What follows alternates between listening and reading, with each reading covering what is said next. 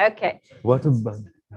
Yeah. Okay, so we might just do a little bit of a swap now. So we're just going to have, instead of having Vaughan right now, so we can just have a little bit of time to sort out those technical challenges. Hopefully we'll be able to get him on the platform and hear him.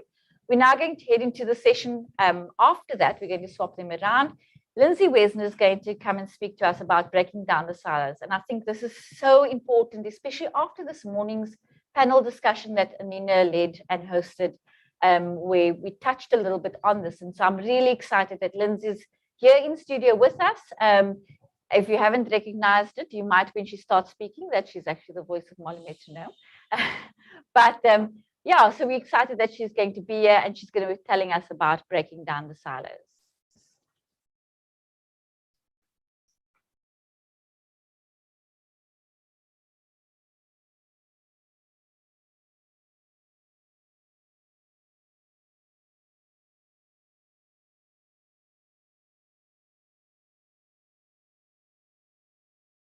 The role music plays in my life, when I listen to it and when I play music, I'm basically in another world that brings me joy and happiness. And I think you should play instruments and get into music because you don't have to be a certain type of person to do it. And you can also have fun while doing it.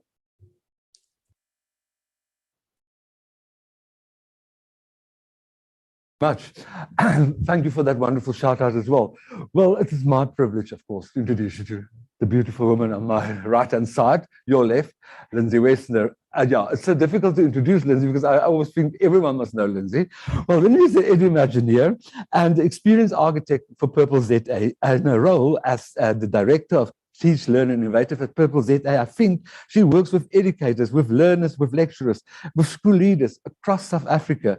But there's also a lot of accolades that's coming along with Lindsay, and that is that in 2016, she became the EduWeek Teacher of Tomorrow Award, or she received that award, and twice also the recipient of the South African iTeacher Award. Lindsay, breaking down the silos. I mean, just in one conversation a while back, I started talking to Lindsay about project-based learning, and I could see this the frown, and she instantly changed my understanding, and she changed it to as cross-curricular education. Thank you very much, Lindsay. We welcome you on the platform. Hello, everyone. It is wonderful to be here. I'm really happy that we are able to pivot. And I think that's one thing that all of us teachers learn to do in the past few years is to pivot. And I think that actually this flexible mindset that we've had to display now, dealing with technical difficulties, those are the things that we deal with in our classes, right? Those are the unforeseen things that come up, and we're improvising in our lessons, in our lesson space all the time. So thank you so much for having me. It is wonderful to be here. As Henny said, I know many of you, and I do recognize many names in the chat. But for those of you who don't know me, my name is Lindsay Westner, and I call myself an Edumagineer, which is a made-up title. You can have a look for yourself and see what words you can see in there. Maybe you want to let me know in the chat what words you think the Edumagineer is made up of. I'm watching the chat here, so I'd love you to engage and let me know what it is that you think makes up that word. Good. Engineer, thank you, Tyler. Well done. You're on the money there. Education, definitely. There is some management, indeed. Tracy, you're right. Inspired definitely by Disney's Imagineers. There is absolutely magic in there, and that is definitely something that I try and bring to what I do. There may or may not be gin. It depends who's asking. I cannot confirm or deny. But I call myself an Edumagineer because I believe that education can and should be better, not just for our students, but for teachers. But I'm not just a dreamer and a believer and an imaginer, because I think that it's really important that although we need inspiration to continue, we need to be able to dream. Just like Rudyard Kipling says, if you can dream and not make dreams your master, but we also need to be able to think and not make thoughts our aim. So I call myself an Edumagineer because, like I said, I believe that education can and should be better. But it's not just about dreaming and believing. It's also about empowering and inspiring and equipping teachers to design education differently. And I think it's just such a privilege for me to share this space with you this morning, because the kinds of teachers that will attend a conference on a Saturday morning are the kinds of teachers that the future of this country really relies on. And it is honestly just for me such an incredible privilege to share this space with you. So I'm not sure how many of you this morning, when you woke up, the first thing that kind of went through your mind was, right, what do I need to do today? But I think that's kind of one of our default settings, right? When we wake up in the morning, we think, right, what do I need to do? And then we think, okay, how am I going to get this done? So, you know, on a normal school day, right, today I need to do this, I need to print this test. How am I going to get this done? Well, I need to go talk to this person in this free lesson, and then I need to do this, and then I need to do that, right? And very, very seldom, absolutely, Vaughan, I'm with you, 100%, definitely coffee. That is the first what that comes to my mind, for sure. But I think then sometimes we get the opportunity, perhaps when we spend time in reflection in conferences like we have this weekend, or maybe in the holidays, we kind of get to think about the why, right? Why is it that we do what we do? And I'm very much inspired by the work of a gentleman by the name of Simon Sinek. I mentioned his book, The Infinite Game, in the chat earlier, but he also has this TED Talk inspired by the idea of the golden circle, right? And Simon Sinek says that instead of starting with the what, that we should start with why, right? We should start anything we do with, what is our purpose? Why are we doing this? What do I actually believe? And then we want to think about, okay, now that I'm connected to my purpose and I'm in alignment with who I am and what I'm supposed to be doing, how does that affect the actions that I take? How does that affect the choices that I make, right? How does that impact my doing?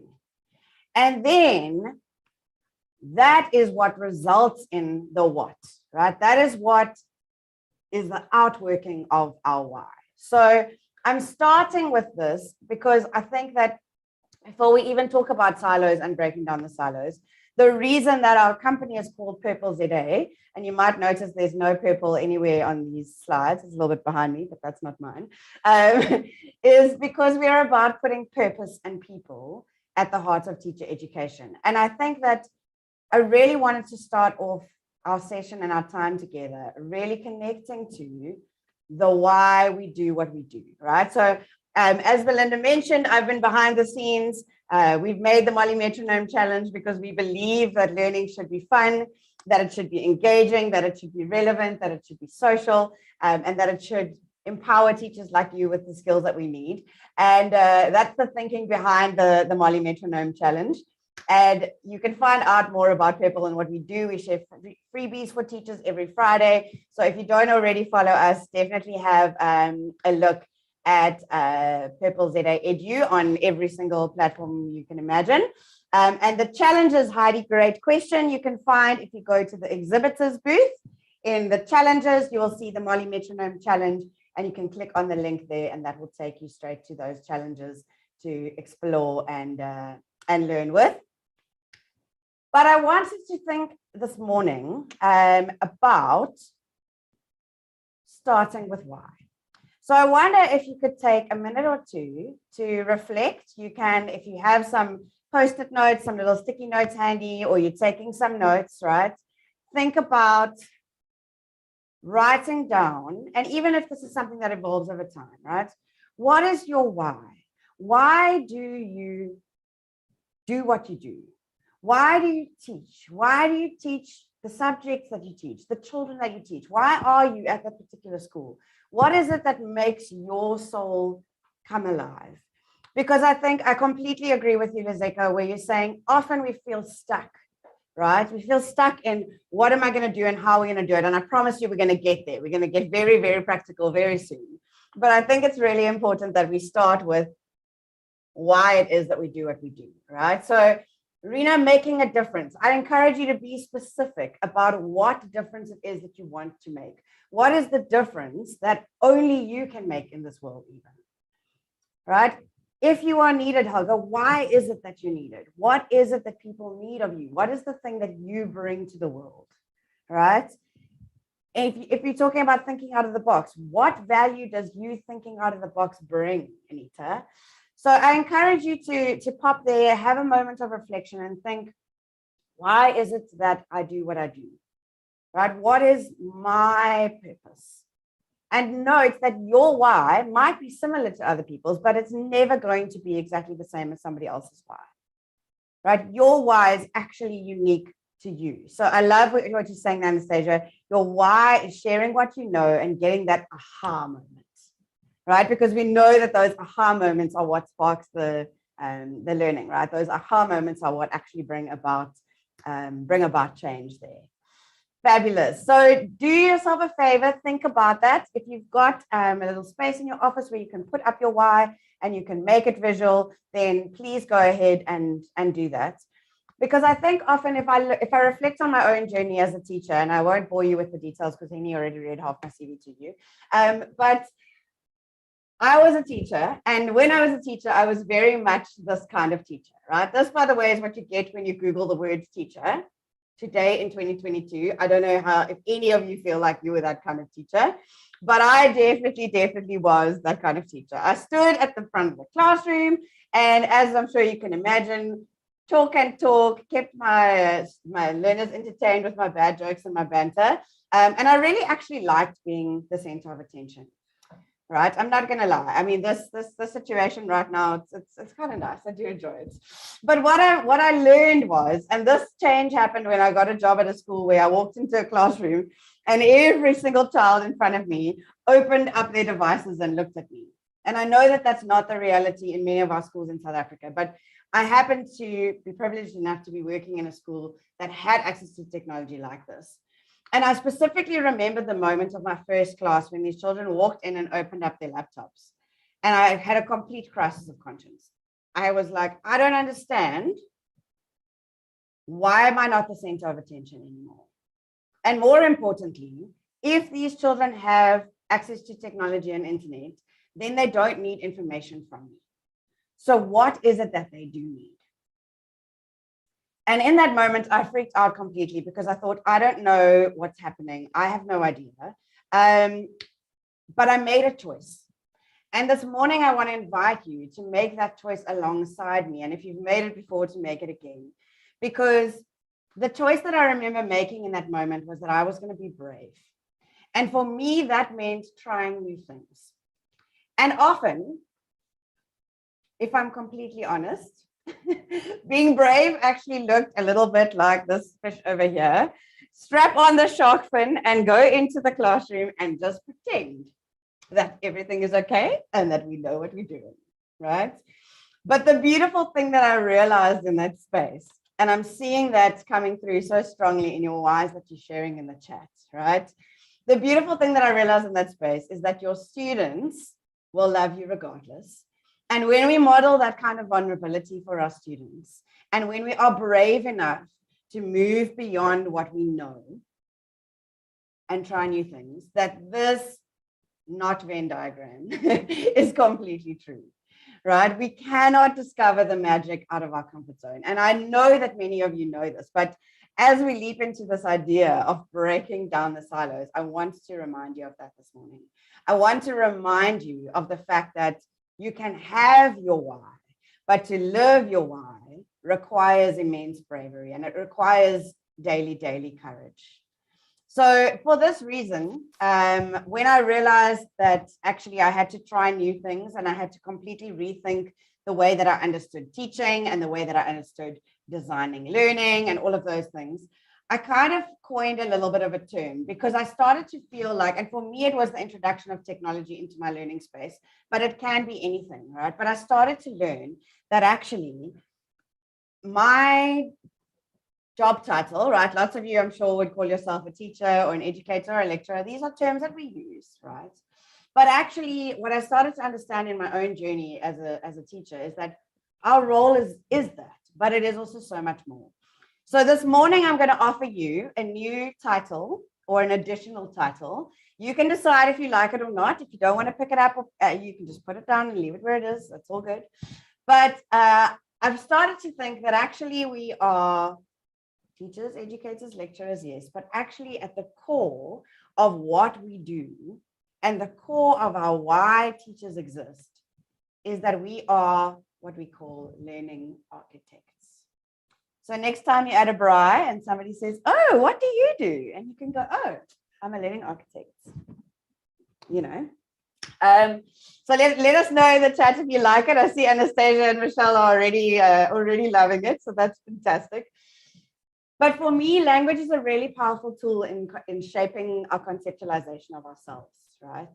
And when we start to see ourselves as learning architects, what really starts to ring true is this quote by Tom Loud. He's an American kindergarten teacher. And he says, we can't just be satisfied with teaching.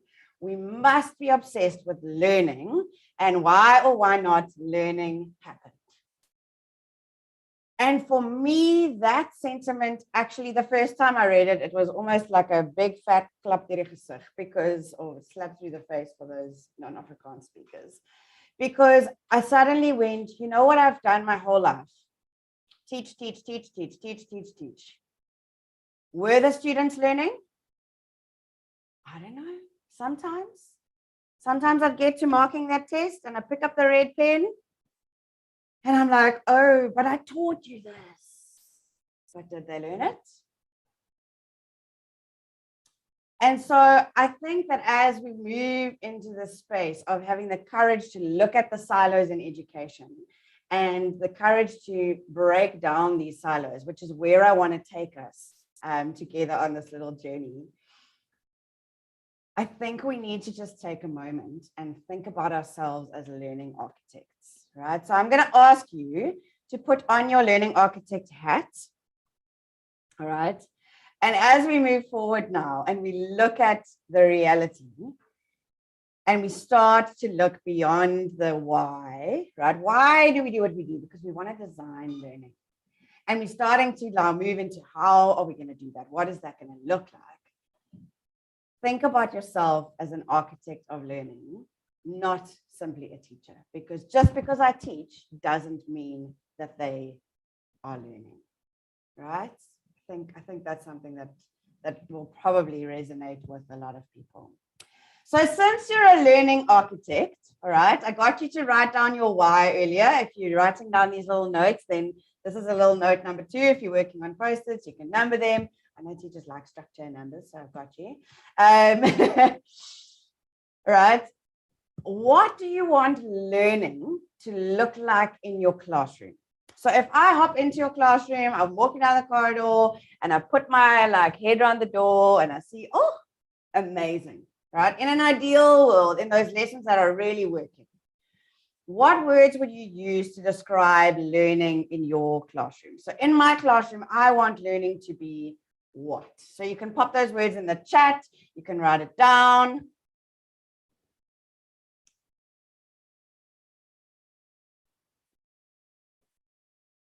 Interactive, fun, engaging, lovely, collaborative learning, a journey, inclusive, lovely.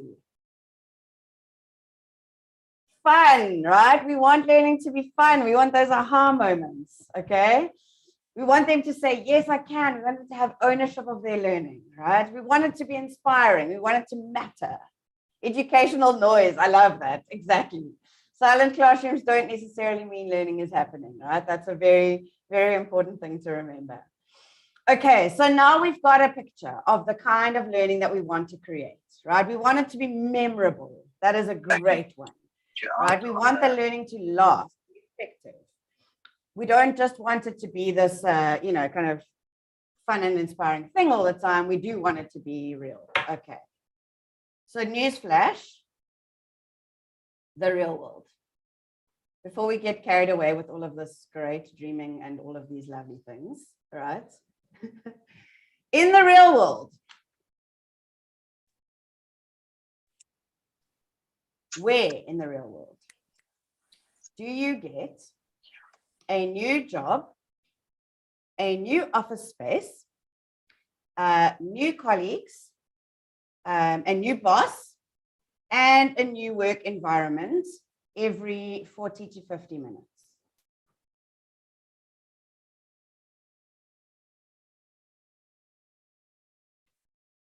Anywhere?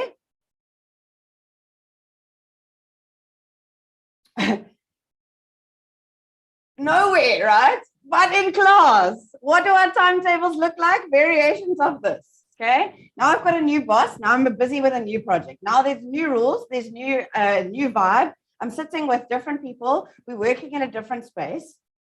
And so our students' minds are all over the show. I encourage you to give a thought to the shadow a student challenge and follow a student and move from class to class and sit and see if you can make those brain shifts. Right? The real world doesn't look like that. And that is what I want us to think about now. When we talk about silos, right? We titled this talk Breaking Down the Silos. What are some of the silos that we have in education? And Maripolo and Joan actually mentioned some of them this morning. What are the silos that we mention that we see in education? Where are there individual structures that are separated?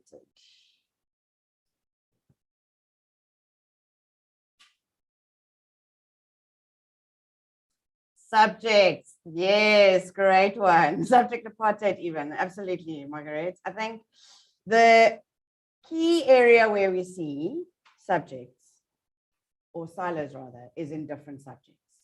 But in the real world, if I am stuck in a lift, for instance, or I'm facing a problem, do I now go, okay, my English lesson taught me that I need to know how to communicate with somebody on the phone that my thing is stuck. My maths teacher taught me that I need to know how to calculate how much oxygen I'm going to have here, along with some physics in there.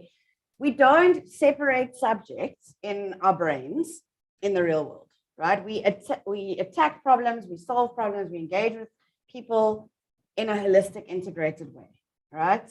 And I think that we see a lot of different silos in education, and we're not going to have time to chat through them all today. But I think we see silos where it comes to our learners. I think we see silos where it comes to teachers, where it comes to parents, or the community. So we see kind of people silos, and then we see some subject silos, all right? So what we're going to do now is we are going to think about how we can, and I don't think we're going to have time for this video, so I'm going to skip through a little bit because it looks like we've got Vaughan coming up next, which is very exciting.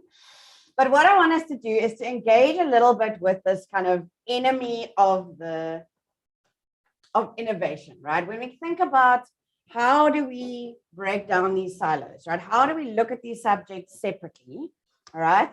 And how do we design meaningful learning in a way that actually makes sense, that is significant, and that is valuable? The first thing people say is yes, but caps, right? Yes, but the curriculum. And I have shown in my own classroom and in classrooms with teachers and coaching teachers across the world that we are able to break down these subject silos where it's maths is one thing, and then English is another thing, and then creative arts is another thing, intentionally, so that our learning for our students is more meaningful. It is more fun. It is more engaging. All right. So I have a challenge for you now. And this challenge, I'm going to paste the link in the chat. There is a resource site that I have put together for you because these things are going to flit across the screen pretty quickly. But we are going to have a little brainstorm now. Okay. And we're going to look at, you can choose, we're going to look at grade 8, grade 5, or grade 2. So we've got one subject in each phase. And since we are all, very intent on covering CAPS, we're going to have a look at what CAPS says. Okay. So what I've done, and you'll see on the site, if you go there, it will probably be easier for you to see the collection of different elements, right? But when we look at grade 8 in CAPS, we're going to look at term 3 because that's where we are now. All right. And we're going to hop over and have a look at what are we covering in each of these subjects. Okay. And what I want you to do for me in the chat is, as you're looking, see what cross-curricular connections you can find. Right? We've got geography, we've got settlement, land use, we've got some aerial photos, we've got some urbanization, right? In history, we've got colonization of Africa, we've got some causes, we've got some patterns, we've got the Ashanti Kingdom as an example. In English, we've got all of our skills that we use on a regular basis, right? written things, writing, speaking, diaries, unprepared speeches. And then, of course, you guys know probably better the dance curriculum, the drama curriculum, the music curriculum, right? So go ahead and look at that. If you teach anywhere in the GT phase, have a look and see what connections you can find. And if you can find any connections between those subjects, pop them in the chat, right? If you teach grade 5, we can have a look at the maths, right? We can start with fractions or 3D shapes, 2D shapes, data handling, connecting. Then we can have a look at energy and change. Are there any connections that we can find there? And have a look at your visual arts curriculum. Have a look at your subject's curriculum and see, can you find any connections? All right, and if you teach foundation phase, while you are having a look there, we're looking at data handling, or we're looking at patterns, 2D shapes, 3D shapes. Let's look at the creative arts curriculum and actually just take a minute to connect why you do what you do with what it is that we're dealing with in terms of the variables, right? Like, how can we be deliberate about connecting these things? And if we do that, what does it look like in practice? So if any ideas come to you, pop them in the chat so we can have a look at those. I'm going to pop us over to right, stunning. So grade 2 mathematics, creating patterns, and grade 2 creative arts, sounds and rhythms. That's a pattern. Brilliant, brilliant, brilliant. Energy transformation. I'd love to hear, Tufa, how you would like to link that with some other subjects. How does that link to creative arts? Please pop those ideas in the chat. And as you go and research and have a look there, we're going to keep this conversation going. We're going to connect in the community spaces. If you teach a particular grade, start a little topic, say, hey, grade 5 teachers, I've got this idea. Let's connect and let's collaborate on that. And if you want to be inspired by some examples of South African teachers, we have some coming up after Vaughan has chatted to us, who are doing amazing things. But have a look at our collection of South African teacher stories. They are linked on the webpage there, because I really, really do think that we can actually defeat these enemies of innovation, right? We blame time, we blame the curriculum, we blame fear, but we need to be curious about the puzzles that we have around ourselves. And if we are intentional about creating communities of practice, we can think about, what can I do on Monday to break down one of these silos, to start bridging those gaps, and what can I do someday? So then we have a golden circle of the why, the how, and the what, driven by those who are curious about what the future will look like. Well, I can just say one thing, and that is vibrancy and energy is next to me. So I want to duck under the table. But you know what, Lindsay, I think there were such wonderful things coming out there. The why statement, of course, most importantly. But I hear a lot of this where people will say, when we talk about moving towards project-based learning as well, is what can I contribute, or can you contribute to what I do? And I do think that as creative arts teachers, the quicker we get to that moment of saying, it's not about what I can contribute to what you do. It's actually what I can learn from you and what you can learn from me. So I hope that this talk of yours will actually just put that fire in motion. We're ready, ladies and gentlemen, to jump on to Vaughan. Yes, the social media app is going now at all times with Vaughan. Vaughan, welcome back. And we're so glad that we are now fully committed to you and you're ready to talk. And can you hear me? Yes, thank you very much. Oh, wonderful. Well, thank you very much, and apologies for those mishaps. I was able to use the resilience I learnt through a wonderful arts education. And I have to apologize for not being dressed appropriately. I've seen I should have been wearing a hat. And so I'm sure next time I speak with you all, I'll make sure I have quite a fascinating hat. So again, thank you for the invitation. It's wonderful to be with you. If you're wondering, I am in my loft. If you're wondering what a weird background is, it is my loft. It's the only safe space in my house with 2 young children. So I'm going to try and share my screen. Let's see if we can do that.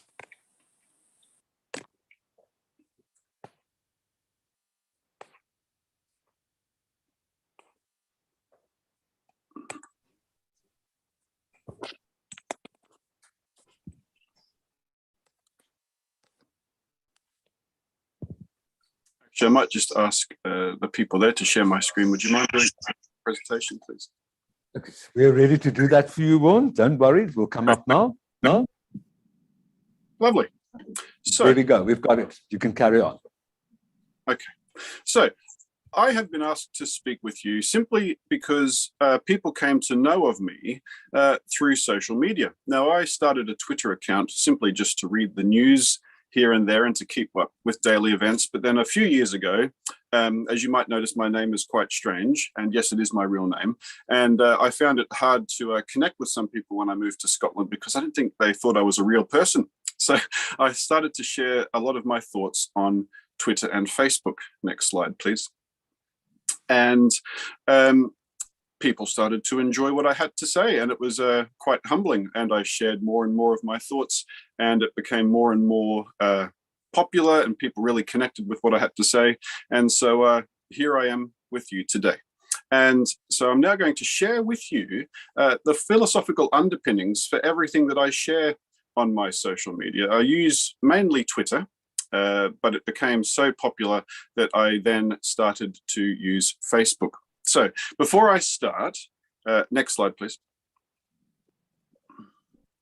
I'd just like to give a caveat that whilst my background is music, and I will refer to music education a lot, and I'll talk about the music department and whatnot, I really am referring to all of us. I think the arts are an all-encompassing term. So please think of music as a all-encompassing term for everything, for art, for drama, for film, for design. It's an all-encompassing term. So if I'm just saying music, music, music, I am really speaking about all of us. Next slide, please. So when I share my thoughts about music education, which I would encourage you all to share your thoughts about the benefits of what we do, I think we should all be shouting it from the rooftop. We're in such a privileged position to make such a positive impact on the lives of not only the young people that we teach, but also the communities that we live in. So hopefully this talk, which is based on my experiences, I'm not saying everyone has such a positive experience, but hopefully through us advocating for what we do and shouting from the rooftops, the great work that we do will spread to all children. That's my hope one day. So I like to focus on three things when I'm advocating for the arts. The first one, next slide, is benefits of the subject. And I'm not just talking about the wider benefits. I think sometimes, particularly in music, we fall into the trap of saying, well, music makes you better at maths. Well, I'm exhibit A that it doesn't. I'm terrible at maths, and it doesn't matter how much I play my saxophone. I still can't do maths very well. But there are so many benefits to what we do, and it comes down to the subject. That's the heart of what we do, the subject that we teach. The next thing that I always like to talk about is the benefits to the student or the young person. And this is where I find a lot of people really connect with what I have to say, because they too have experienced these wonderful benefits that come to each and every child that gets to engage in an arts education. And then finally, I speak about the benefits to the school. And I think that's really important when we try to advocate for what we're doing, to try and get the arts spread deep into every school and across every school. I think we need to talk about these three things, and that's why I have them linked together, because I don't think there's any benefit about just focusing on one. It's a real triangle that joins together to make the best way, I believe, to advocate for the arts. So I'm just going to take you quickly through each of these three, and hopefully it will help to inspire you and make you feel great about what you do, because you should. So the first thing, the subject. I have this lovely quote from Felicia Richard, and the quote is this: "Before a child speaks, it sings. Before they write, they paint. As soon as they stand, they dance. Art is the basis of human expression." Now, I'm sure you've seen that quote, but if you haven't, isn't that a wonderful one? The arts are in us from day one. And having now a 3-year-old and a 6-year-old, I've really reveled in watching them learn and grow. And this statement could be any more true. They sang before they spoke. They painted before they wrote. They danced before they walked. It's the foundation of everything we do. And that alone makes us so incredibly important. Our subject is in us, and we use it to start to live and to learn and to interact with the world. Next slide, please. And then also for me, those early interactions with the arts continue on into learning. So when they get to school, for many young people that we teach, we give them a voice. We make them realize that the way they think and their creative energy and their creative spirit makes sense. It's not unusual. It's perfectly natural, and it's the way that they express themselves. It's where they discover they're not alone. I really find this in music, through music ensembles. Kids who struggle to make friends join a music ensemble. Hey presto, they have a family, they have friends, and they have those people for life. And finally, the arts is where young people come out of their shell. And if we could go back to the last slide, please. And the arts is where we find ourselves. So I think it's really important when we talk about the subject. It's not just the importance of it at school, it's the importance of it from day one right through education. As Sir Ken Robinson says, schools tend to kill creativity, whereas we need to be encouraging it because we are born with it from day one. So that's the first thing. The next thing about the subject I like to talk about, and hopefully my video will work. If we can go to the next slide, please. This is a video from Jack Stamp, and I would encourage you all to Google it. It's on YouTube. You just Google why music matters. It only goes for 6 minutes. We're not going to watch all of it. And this is the next thing I think of the benefit of the arts is we teach our young people to strive for excellence, even if they don't always achieve it. They're constantly trying to get better for that performance or that art show or the film that they are producing. And we don't always get things right, but then we celebrate in the achievements and then we start the process again. And this is a great clip where Jack Stamp talks about the fact that in music, 95% actually doesn't sound very nice, but in any other subject, 95% would get an A and would be celebrators, whereas music teachers lie awake at night thinking, oh, I don't think I could put this performance on stage, yet technically it's 95% correct. So hopefully let's have a listen and see if this works.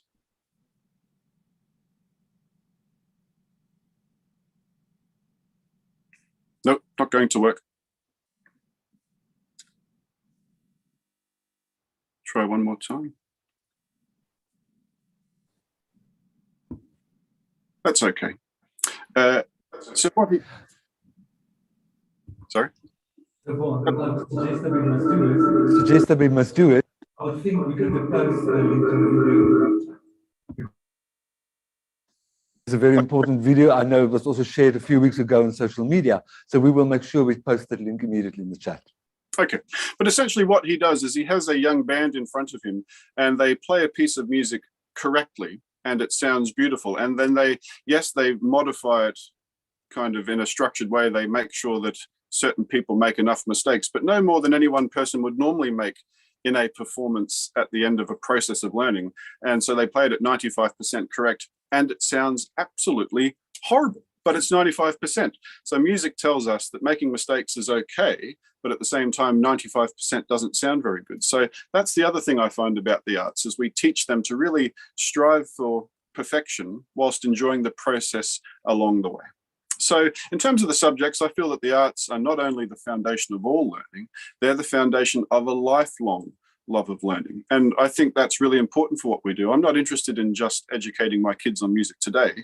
I want them to continue to have a relationship with music until the day their time on this earth comes to an end. And I think the arts is a great way to do that because we really connect with their inner being, their inner passions, and we help them to really excel.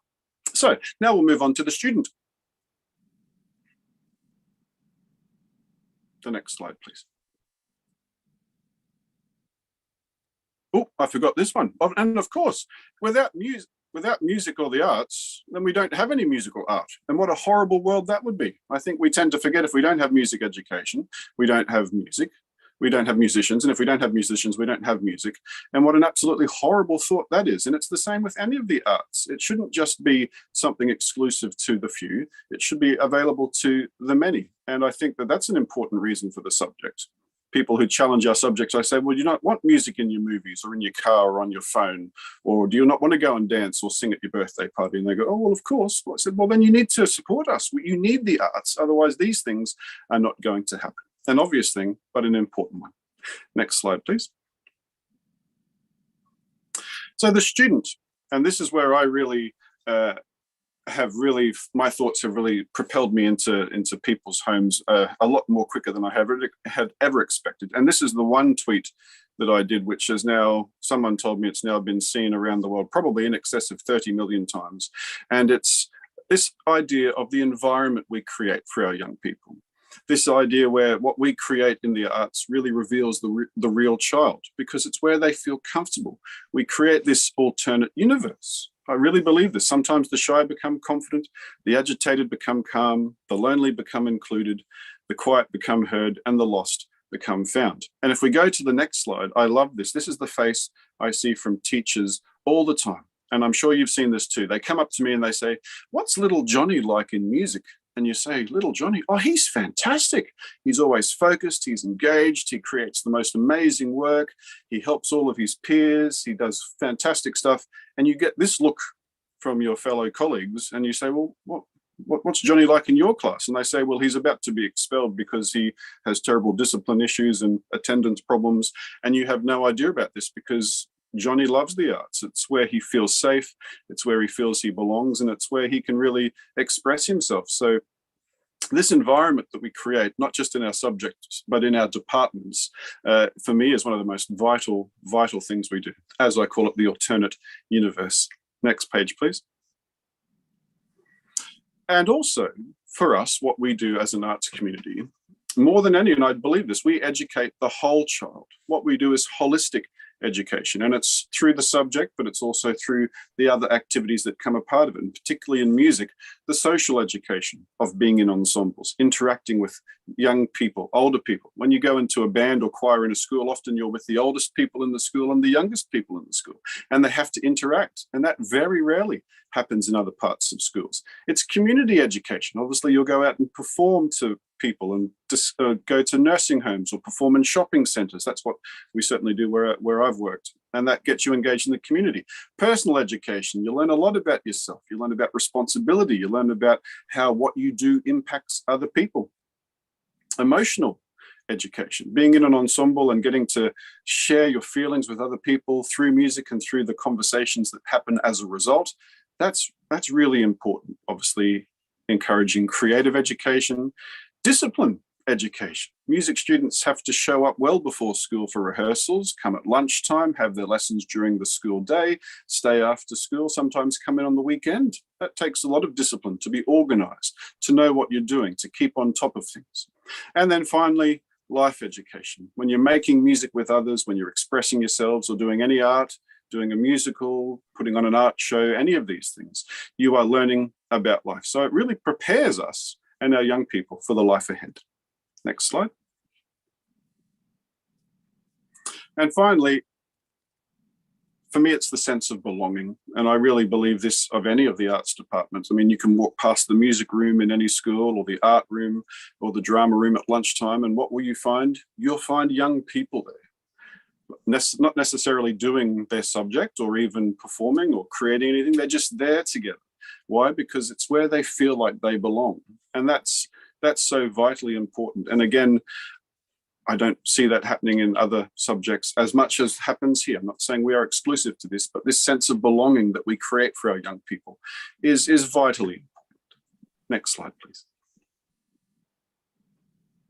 Now, I was going to show a video. This is Roger Emerson. He's a choral arranger from America, and he's just talking about the sense of fun that we also give to our young people. You know, life is so challenging for all of us at the moment, but particularly the young people that we teach, especially through social media. It's a really tough world. And so we give them a chance to escape from that, to have fun, to connect, to enjoy great music and great art and great movies and great drama, and just connect with the historical beauty that we as a human race have created. And that's really important for us just to remember to have fun. And I think we do that. Next slide, please. And now finally, the school. Now, if you've got a wonderful if you've got a wonderful department with lots of art subjects going on, and you've got lots of ensembles and clubs and whatnot, amazing things are going to happen in your school. And I've seen that in many schools where the more arts that they have, the more amazing things happen. And then I've worked in other schools where the arts aren't so supported, and there's just that something missing, because it impacts the whole community. It doesn't just impact the students, it impacts the staff, it impacts the parents, it impacts the wider school community. So the more that we put into a school, the more amazing things come out. Next slide, please. And the reason for that, and I love this one, it came to me one day in the shower, we're not about test results, we're about human results. And I think that's why often the arts get marginalized, because we're subjective. You know, you can't give it a very clear 10 out of 10 and clear criteria, because there's more to it than that. There's so much more to it than that. It's the human learning, it's the process, it's the outcome, it's the whole package. And so for me, I think that's the wonderful benefits that the arts can give to a school if it can be embraced. It educates the child, not just them academically, but holistically. Next slide, please. And then I was going to have another video here of the American wind band composer Brian Balmagers talking about all the wonderful skills that kids learn through the arts that can be transferred into the workforce. So things I talked about are being able to collaborate, being able to communicate, being able to work with older and younger people, being able to share ideas, being able to take risks, and being able to learn from failure and continue on. And as he says, who wouldn't want those skills in their young people? And I know that a few years ago, I read an article that said Google is more interested in hiring people with creative skills than anything else, because it's those problem solvings, the resilience, all of those skills that we teach them through our subjects is what we need in the world right now. So very beneficial to schools. Next slide, please. And finally, the world we live in at the moment. I know everyone has experienced the pandemically differently, but I don't think anyone has experienced the pandemic in a nice way. And it's been through the arts that we have turned to. You know, we always heard about the recovery curriculum here in the UK. And I know it was mentioned back in Australia, my homeland. And I said, just put them in the arts. You know, kids are listening and making music, they're dancing, they're drawing, they're painting, they're creating stories, they're taking photos. It's because what makes them happy, it's what helps them to cope, to create, to escape. We just need the arts more than ever right now. And I really, really do believe that, because of everything I've just talked about. It's so vitally important. Next slide, please.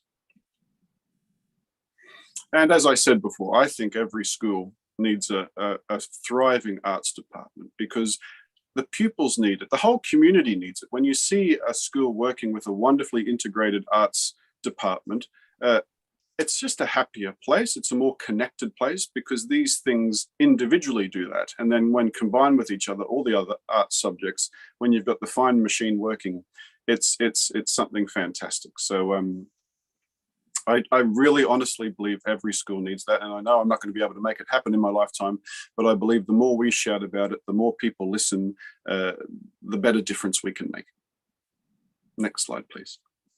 So that's a very quick overview of how I approach being an advocate for the arts. I never went about becoming such, well, in some circles, well known. Obviously, I'm not famous by any means, but this is when I sat down, I thought, well, why are people connecting with this? How can I really put this into words to ensure that other people can follow on the road that I'm doing to try and bring our work into the mainstream attention? And it was these three things: the subject, the student, and the school.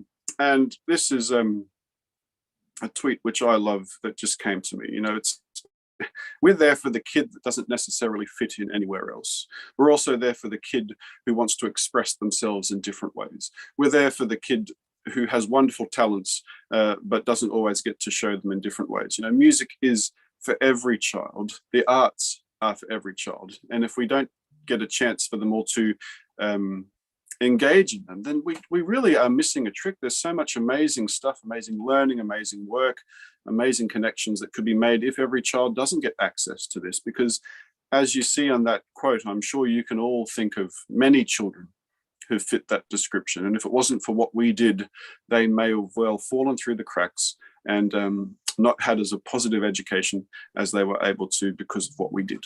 So I was going to finish with one more video. It's from Dr. Tim Lautzenheiser, who's a very inspiring speaker in America and a wonderful educator. And he does the quote from Maya Angelou, which I can't remember verbatim, but it's, you know, they won't remember what we said, they won't remember what we did, but they'll remember how we made them feel. And in the arts, it's about what we do. We make them feel good, we make them feel valued, we make them feel connected, and we give them a chance to express themselves. So hopefully that has made you feel good about what you do. Hopefully it's given you some ideas as to how you could maybe shout from the rooftops more. And please do feel free to connect with me on social media if you want to talk. Vaughan, wow, that was absolutely fantastic. I really hope that for all of us participating in this conference, that we feel like we can also be advocates for the arts. I love that Felicia Rashad quote, art is the basis of human experience. And again, we had you mentioning Ken Robinson, we had speakers mentioning his work yesterday. And I loved Matabo Tlali's comment in the chat, music holds us collectively. I just think that was so powerful. Thank you, Matabo, for sharing that. And we're so excited about the things that you've shared and just watching the chat happening. I know you inspired many of us to be advocates for the arts. So we've got a few exciting workshops coming up now that's going to unpack a lot of what Vaughan and Lindsay shared with us. So Capello and Henny, what's happening next? So the first three workshops that you can choose from is first one is Synergy in Performing Arts. Then we do Let's TikTok About It. And the last one in my group will be The Great Mad Idea. That's the incorporation of music, art, and drama. Right, it will then go to the next workshop, which is Chemifying the Arts. And then the next workshop after that will be workshop, which is Conquer It, Overcoming the Challenge in Foundation Phase Visual Arts. And lastly, we'll have Let's Explore Indigenous African Dance. Thank you.